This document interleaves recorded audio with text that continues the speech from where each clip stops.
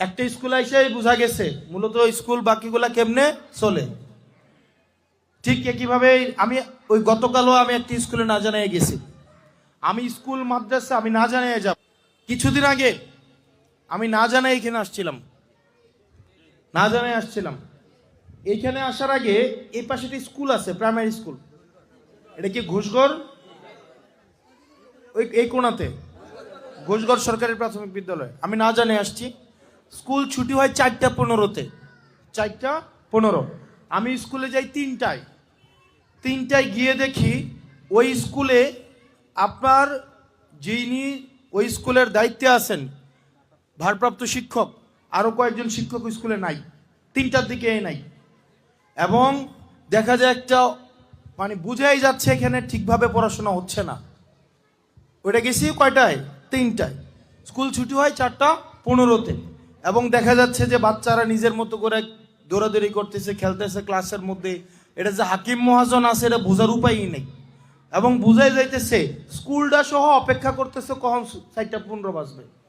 ইট বালুডি সহ দৌড়ে দেখে ভাই, মানে স্কুলটা গিয়ে দেখে এটা মনে হয়েছে ম্যাডামরাও অপেক্ষা করতেছে, আরো কয়েকজন গেছে গা, আর হচ্ছে কি সবাই অপেক্ষা করতেছে কখন 4:15 বাজবে।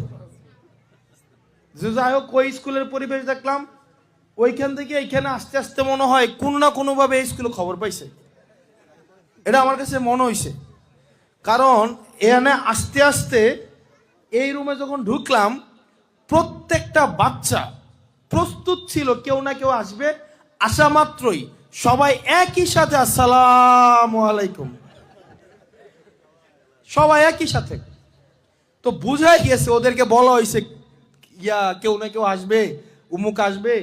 যেমন আমরা আগে যখন স্কুলে পড়তাম আমরা বলতো যে ঢাকা থেকে এই যে ইনভেস্টিগেটর আইবো, একদম শার্ট প্যান্ট সুন্দর করে থাকবো, ভালো ছাত্র 2টা সামনে বসাইতো, কয়টা প্রশ্ন উত্তরও করে দিত, বুঝাই গেছে।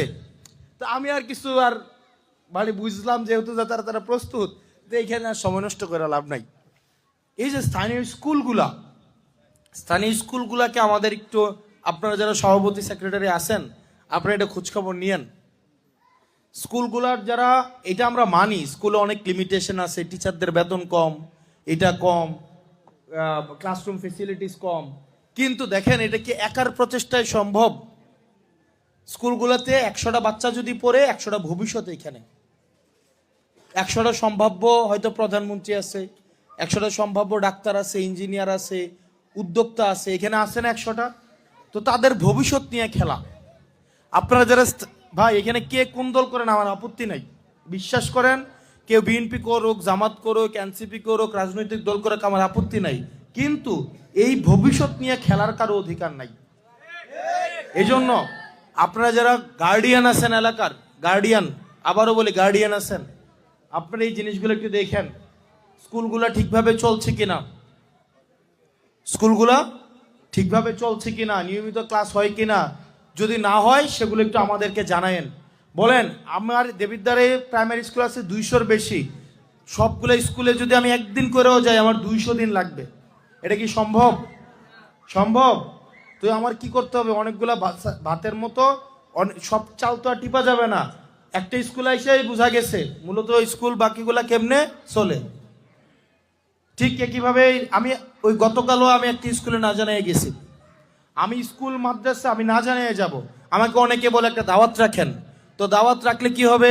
দাওয়াত রাখলে একদম এর আগের দিন থেকে মাছ মাংস গরু কিনা শুরু হবে। যদি 11টায় প্রোগ্রাম থাকে সকাল 4টা থেকে রান্না শুরু হবে।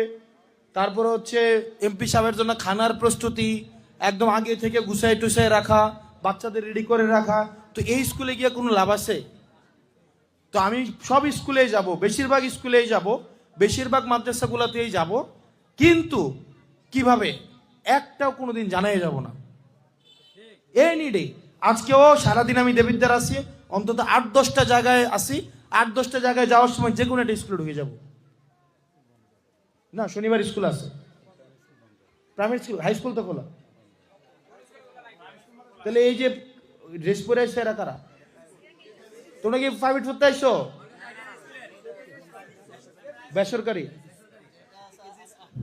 তো যাই হোক, এই জায়গাগুলো আমি চেষ্টা করব, তবে এটাতে সমন্বিত উদ্যোগ লাগবে।